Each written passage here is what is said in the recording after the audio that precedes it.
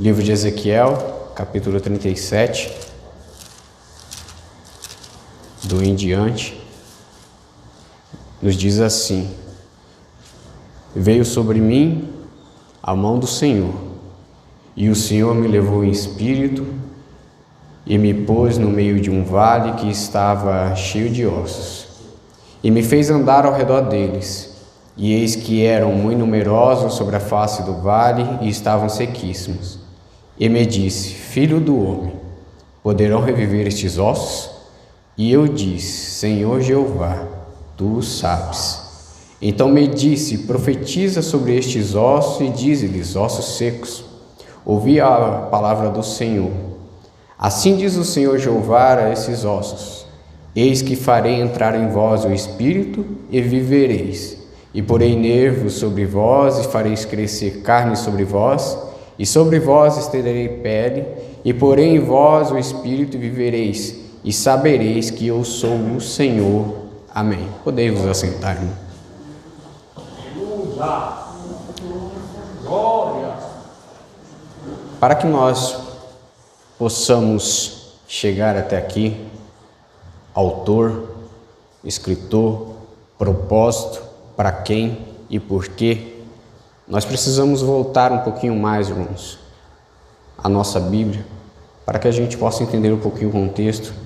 Eu quero ser bem rápido e sucinto para falar aquilo que Deus propôs nessa noite, que está no meu coração, sabendo que não é em vão a palavra do Senhor.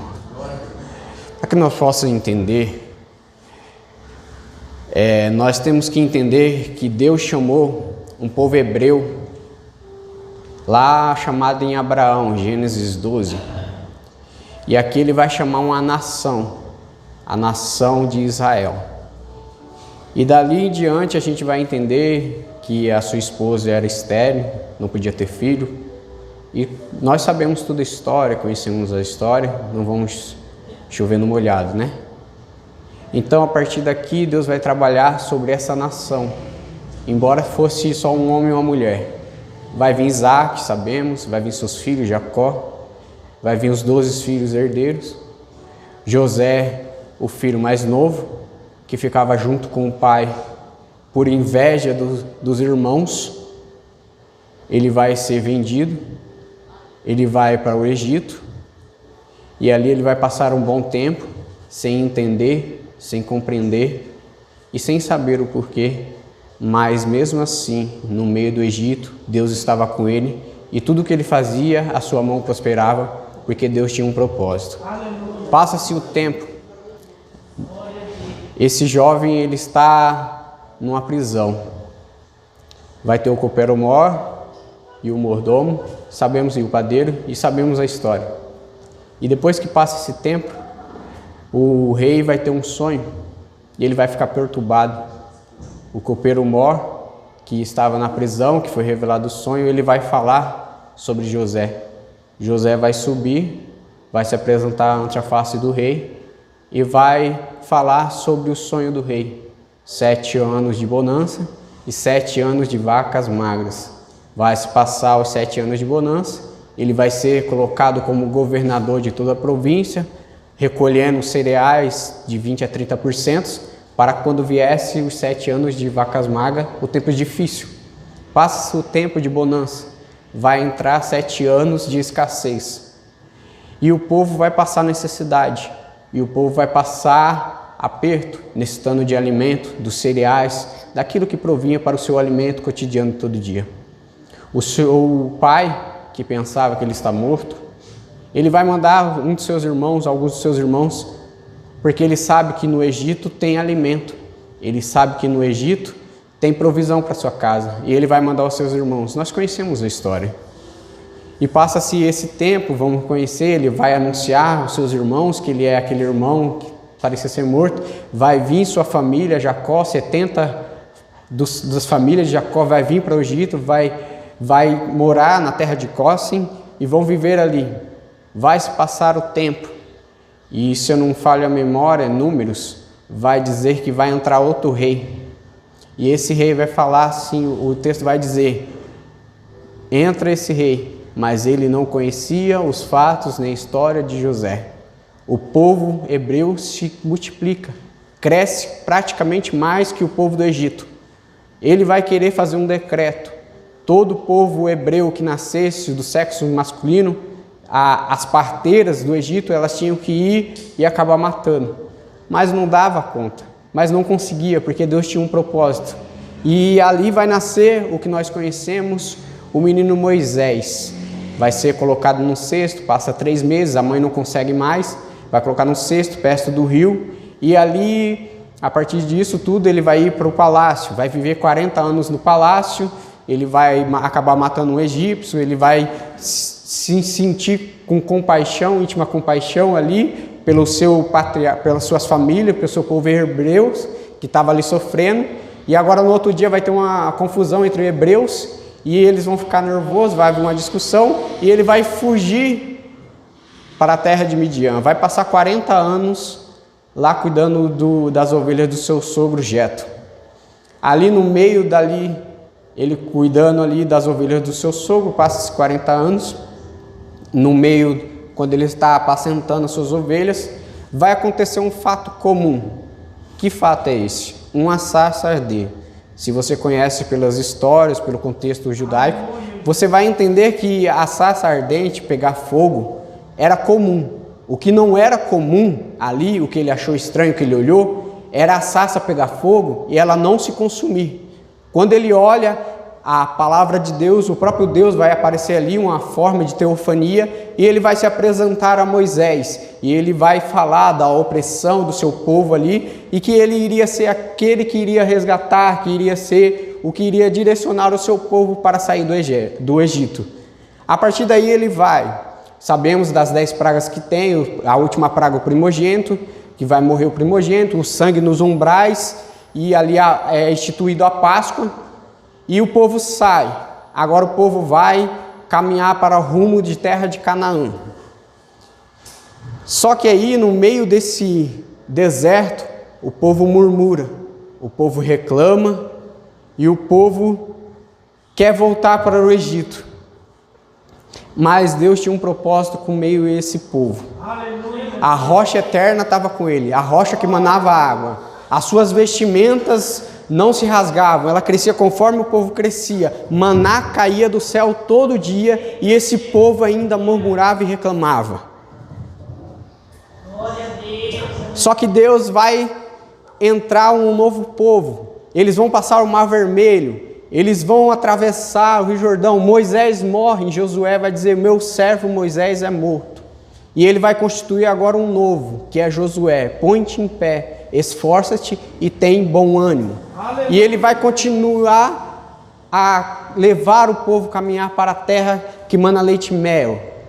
E a partir daqui eles vão conquistar, vai passar Jericó, vai passar a terra de Ai, eles vão instituir as cidades, as 12 tribos, Judá, Naftali, Benjamim, Manassés e todas as outras que tem. O povo é instituído, as nações são instituídas, a arca da aliança vai ser colocada, Jerusalém vai ser a sua capital, vai passar o tempo de juízes, o povo vai se rebelar, não vai ter mais direção, aí o povo vai pedir um rei, eles vão olhar para o mundo afora, ver que tem reis, e eles vão desejar um rei, eles vão tirar a monarquia, que é Deus dirigindo, e vão colocar o povo dirigindo, os homens dirigindo, e eles vão pedir um rei, vai entrar Esaú, vai entrar Saul. Sabemos que Saul, ele vai ali, ele espera, Samuel vai dar uma ordem para ele, mas ele vai ser teimoso, ele vai ficar com medo ali, ele deu um tempo estipulado, daqui a tal tempo eu estarei aqui para fazer o sacrifício, mas Saul não obedece, por causa disso ele vai perder o reino, e sabemos que agora ele vai consagrar a Davi, um rei segundo o coração de Deus. A partir daqui, o povo já está tudo instituído, eles já entraram na terra que mana leite e mel, eles já entraram na terra de Sião, eles estão na sua terra. Vai entrar Davi, ele vai ter o desejo no coração de construir um templo ao Senhor, ele tem uma casa bonita, ele tem um lugar bonito, mas a morada do tabernáculo não tem, e ele vai ter o desejo de construir, mas Deus vai falar para ele que não vai ser ele, porque ele tem sangue nas suas mãos, vai ser o seu filho que vai construir Salomão. Passa-se o tempo, ele vai morrer, ele vai passar todas as instruções para o seu filho. E depois que ele morre, o seu filho vai construir o templo. A glória vai descer sobre a casa, a presença de Deus vai descer sobre a casa, o povo vai adorar, os sacerdotes se prostram, não aguentando com a presença. E passa-se o tempo agora, as despesas eram difíceis, os custos para construir a casa de Salomão e a casa de Deus, a morada de Deus, foi um custo difícil. Era necessário um imposto, o povo trabalhava e trabalhava. E a partir daqui, Deus fala... Aleluia, Deus. Que vai ter, através da linhagem de Davi, ele nunca vai deixar que deixe de governar. Mas por rebeldia, Salomão, ele vai comprar animais do Egito e vai fazer pacto com o Egito, vai casar com mulher estranha, vai casar com a filha do rei de Faraó e vai começar a trazer o culto do Egito para dentro, a idolatria para dentro do povo, e o povo vai começar a adorar. A partir daqui Deus vai dividir a nação de Israel 10 tribos, a nação de Judá 2 tribos, Judá e Benjamim, que é Jerusalém, a sua capital em Jerusalém, Israel, a sua capital em Samaria. O povo é dividido, Israel, Jeroboão, e Judá, Roboão, seu filho de Salomão, e vai dividir a nação. O povo está disperso, começa a vir a idolatria. Jeroboão vai levantar um altar, vai levantar 2 bezerros de ouro. Deus vai condenar isso, mas vai levantar no reino de Israel 19 reis vão entrar e nenhum desses se prostram ao Senhor. Todos começam com a idolatria. E os textos seguintes que vai dizer Crônicas, Reis, Samuel e os outros profetas vão dizer: todos os reis se prostituíram, idolatraram, igual o rei Jeroboão. Já no reino de Judá vão levantar 20 reis, alguns deles vão se prostrar, alguns deles vão adorar ao nome do Senhor. Josias, Manassés, eles vão reconstruir a adoração, porque o povo tiraram a presença do Senhor do meio e começaram a colocar ídolos dentro da igreja, colocaram a adoração no meio da igreja, e Deus estava revoltado, e Deus estava aflito com isso, e tinha uma hora que ia chegar o acerto de contas. Aleluia! E a partir daqui vai existir 3 deportações. O povo achava que não estava acontecendo nada, o povo achava que não ia acontecer nada, mas Deus estava trazendo uma estratégia, porque o povo tinha se corrompido.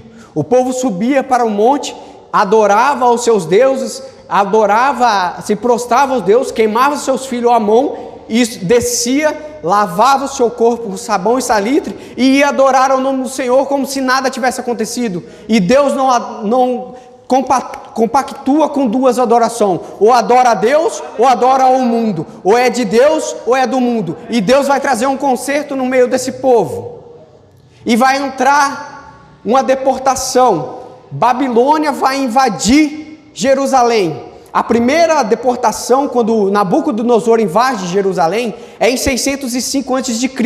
Ele vai levar a classe real. Nesses estão Daniel, Azarias, Misael e Ananias. Na segunda deportação, 597 a.C., Nabucodonosor vai levar 10.000 cativos que foram levados. Eles vão ficar perto do rio Quebar, ali. E nessa segunda deportação, o próprio profeta Ezequiel, que era sacerdote, ele vai ser levado e deportado para a Babilônia. E a última deportação, em 586 a.C., o exército de Nabucodonosor, ele vai destruir, ele vai queimar o templo, ele vai tirar o ouro, as ofertas, tudo que tinha de esplendor, o cobre, o ouro, tudo que tinha adoração, eles vão destruir, vão colocar fogo, vão destruir os palácios reais, vai destruir tudo, só vai deixar a classe mais baixa ali em Jerusalém. E o povo está tudo em Babilônia. A sua esperança se vai. O seu Deus, a qual eles adoravam no templo, não está mais. Está tudo destruído. Agora esse povo está em Babilônia. Esse povo desacredita agora. Não há mais esperança para esse povo. Eles estão como ossos secos ali esperando. Não há mais esperança. Entram falsos profetas, falando que vai durar só 2 anos. Mas sabemos que o tempo durou 70 anos de cativeiro. E no meio desse cativeiro, Deus dá uma palavra de restituição ao povo de Israel. E aqui nós entramos no livro do profeta. Lá em Ezequiel 1, nós sabemos do 1 ao 3 vai ser a chamada deles, do capítulo 1 ao capítulo 3. Do capítulo 4 ao 24, vai falar sobre o juízo vindouro, que era isso, que ele estava profetizando ao povo, o povo de dura cerviz, o povo que se prostrava aos ídolos, o povo que se não voltava aos caminhos do Senhor. E do capítulo 25 ao 32, vão vir profecia contra as 7 nações que se alegravam pelo povo estar cativo. Eles zombavam, eles se alegravam porque eles achavam que o poder estava neles, mas isso foi uma permissão do Senhor para que pudesse corrigir o povo de Israel, a nação de Israel.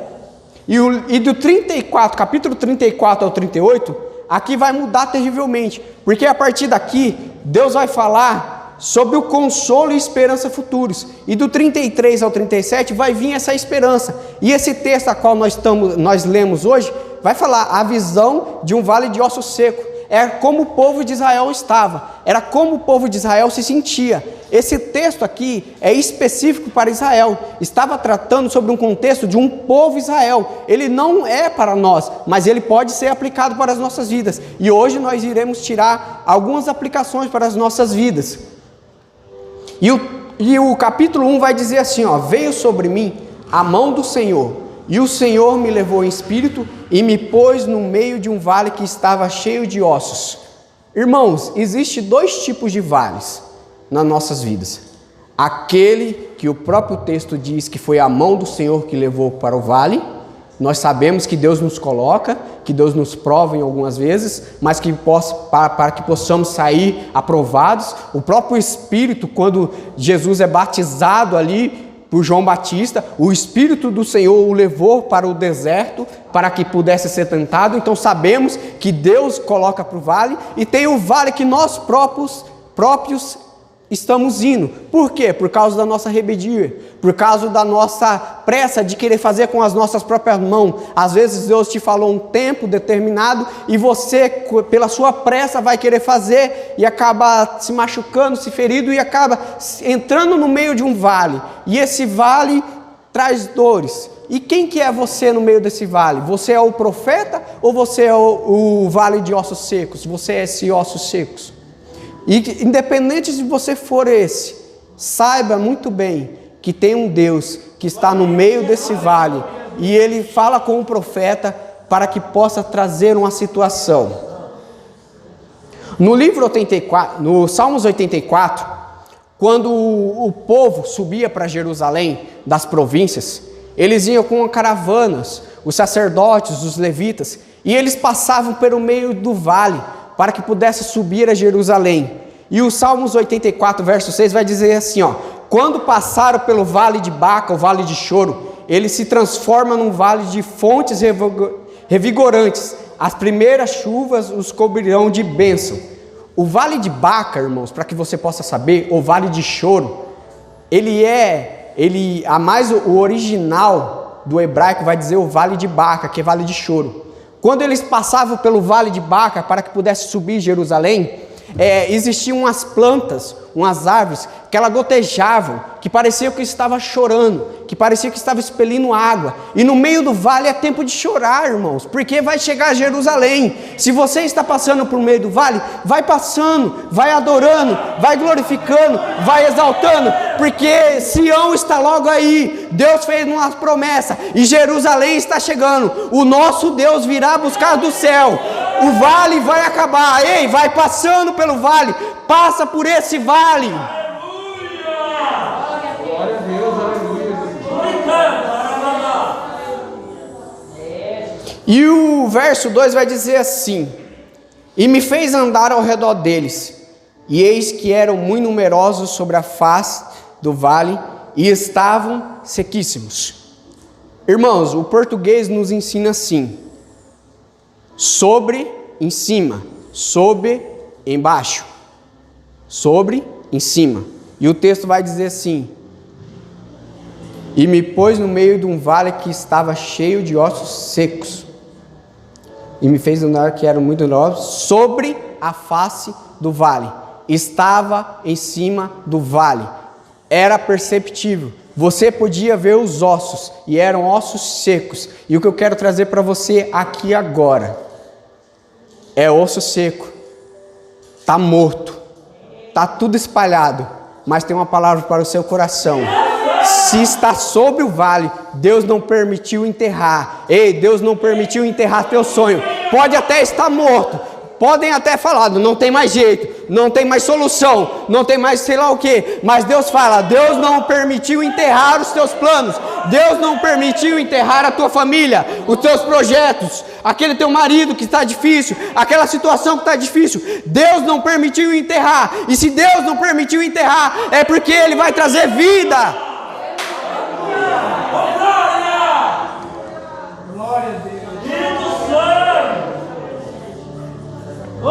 Deus vai soprar vida nessa noite, meus irmãos. Creia nisso em nome de Jesus. Pode ser osso, pode estar no meio do vale, mas Deus vai soprar vida nessa noite. Você pode estar se sentindo como ossos secos, não vale nada, ninguém te dá nada, mas Deus vai soprar vida nessa noite.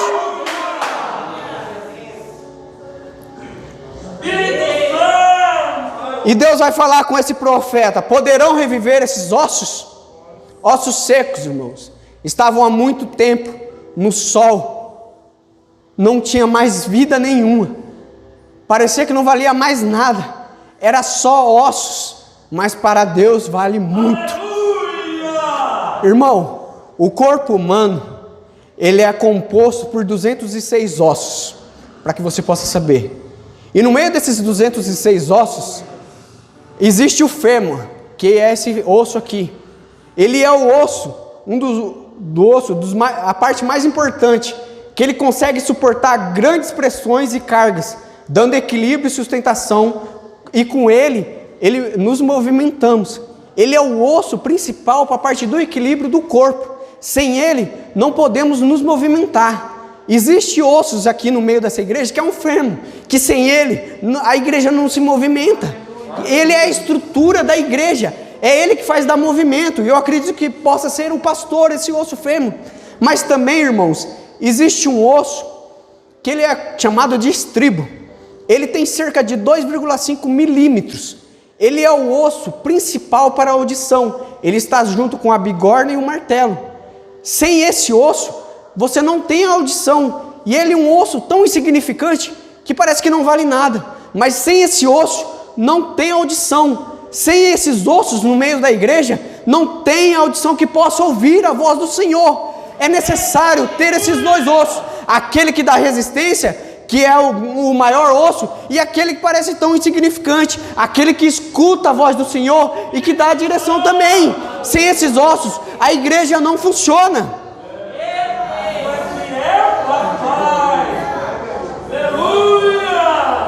E ele vai profetizar no meio desses ossos.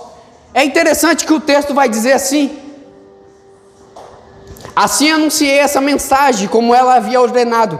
De repente, enquanto eu profetizava, ouviu-se em todo o vale um barulho de ossos batendo um contra os outros, e os ossos de cada corpo estavam se juntando. Então, enquanto eu observava, músculo e carne se formavam sobre os ossos.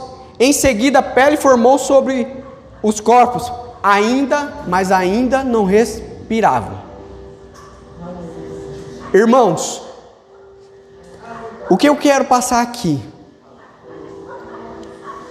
Tem gente que canta, tem gente que até adora, tem gente que dá saudação, que testemunha, que faz a obra, vem na casa do Senhor, que faz barulho, que tem som, que faz movimento. Mas o texto vai dizer assim, mas não tinha o Espírito, mas não estava vivo. E Deus nessa noite quer soprar o Espírito de vida.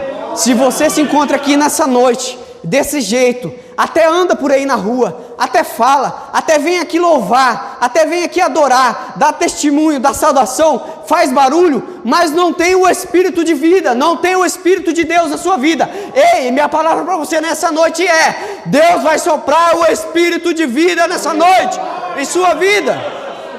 Glória a Deus. Aleluia. Aleluia. Espírito Santo. Paulo vai falar lá em 1 Coríntios 12, 18. O corpo tem muitos membros, e todos os membros têm a sua função, mas o menor não é diferente do maior. Se não está no corpo, irmão, não tem vida. Se você arrancar esse dedo e ele estiver fora do corpo, ele vai morrer, não tem vida. Tem que estar no corpo, tem que estar no corpo de Cristo. Pode ser pequeno, pode ser insignificante, mas tem que estar no corpo de Cristo, na comunhão da igreja. Se não está morto, irmão, é só osso seco, não tem vida. Mas Deus quer soprar vida nessa noite. Glória a Deus.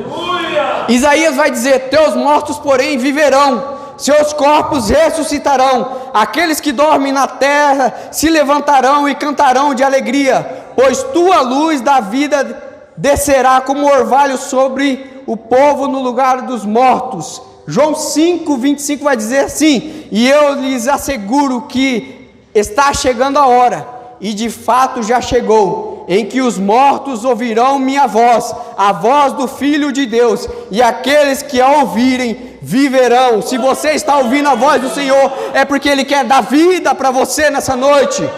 João 11, 25 vai dizer assim: então Jesus disse-lhe: eu sou a ressurreição e a vida, quem crê em mim, mesmo depois de morto, viverá. Você pode estar morto nessa noite, você pode estar parecendo ossos secos, mas Deus vai soprar a vida, Deus vai soprar o Espírito Santo na sua vida, e na sua casa, e na sua família nessa noite. Creia em nome de Jesus. O verso 9 vai dizer assim: e veio dos quatro cantos, e ele soprou o Espírito. A palavra Espírito em grego é roá, sopro, vento, Espírito.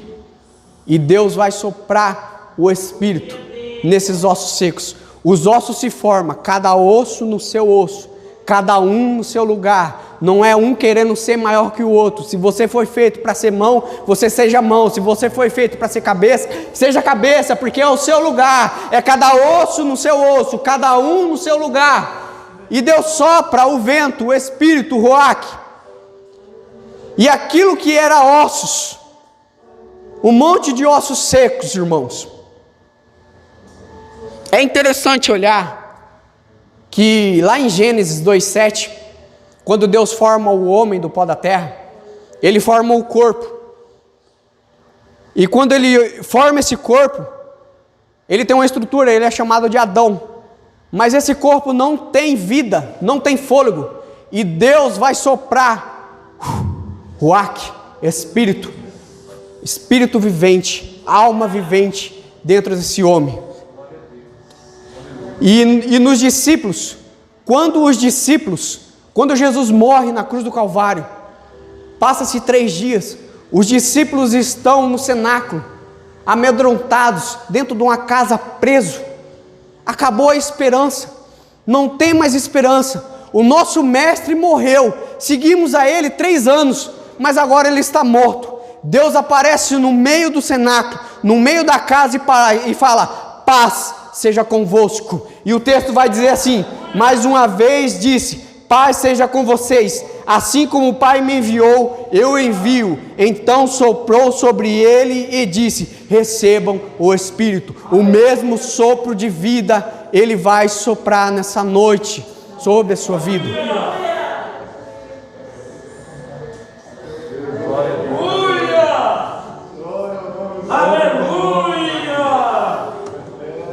Pastor, posso colocar de pé?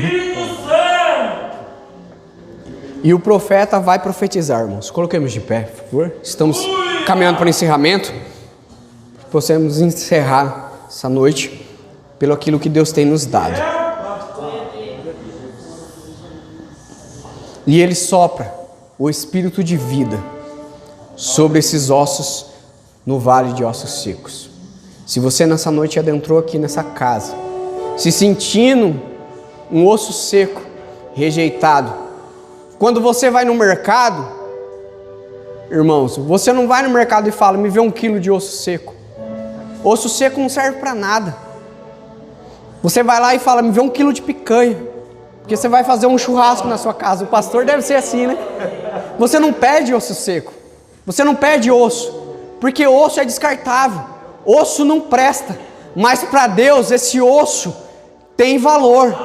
Para Deus, os outros podem olhar para você e falar, é osso seco, não tem mais jeito, não tem mais esperança, mas Deus te fala, você não é osso seco, você é vida, e vida Deus vai soprar nessa noite. Se você adentrou aqui nessa noite, se sentindo desse jeito, acabou a esperança, não tem mais jeito na minha casa, o meu marido não tem mais jeito, o meu filho não tem mais jeito, falam mal, ou você saiu dos caminhos do Senhor e acha que não tem mais jeito para a sua vida. Ei, Deus quer soprar vida na sua vida. O Espírito Santo vai descer sobre a sua vida, sobre a sua casa e sobre a sua família, sobre os seus sonhos, sobre os seus projetos nessa noite. É culto de vitória, irmãos. Deus está aqui nessa noite, meus irmãos.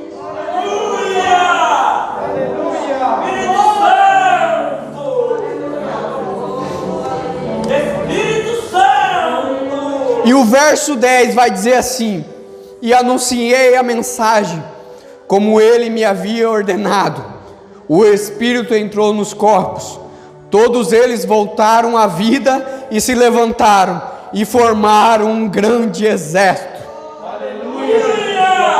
Aquilo que era osso seco estava desmembrado, cada um para o lado, não tinha estrutura, não tinha carne, não tinha nervo, não fazia nada, não tinha mais esperança. Vai ser um grande exército para o nome e glória do nome do Senhor Jesus nessa noite. Deus vai levantar um grande exército na tua casa. Deus vai levantar um grande exército neste lugar.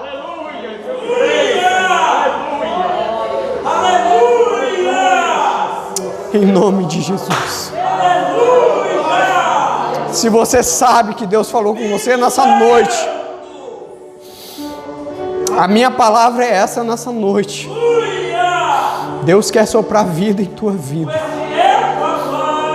Se você está afastado dos caminhos do Senhor e quer se reconciliar com esse Deus, quer esse sopro de vida em você, quer esse Espírito Santo manando água, corrente de vida em tua vida nessa noite, levante a sua mão nessa noite, para que possamos lhe reconhecer e iremos orar pela sua vida nessa noite. Deus é maravilhoso.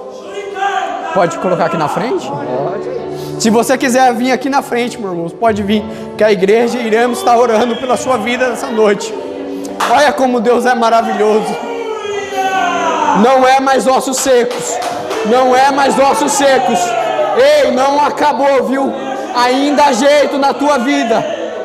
Oh Deus maravilhoso, oh Jesus maravilhoso, glórias ao nome do Senhor, aleluia. Deus é maravilhoso. Ei, Deus vai soprar vida, sopra a vida nessa noite, Senhor. Vida que estão acabada, casamento que estão acabado, destituído, Senhor, aquilo que não tem mais esperança, Senhor Deus da Pai. Sopra a vida, sopra o teu Espírito, renova a tua igreja, Senhor Jesus, pelo poder que há da tua palavra, em nome de Jesus Cristo, Senhor Deus, ó Pai, em nome de Jesus, Senhor Deus, ó Pai.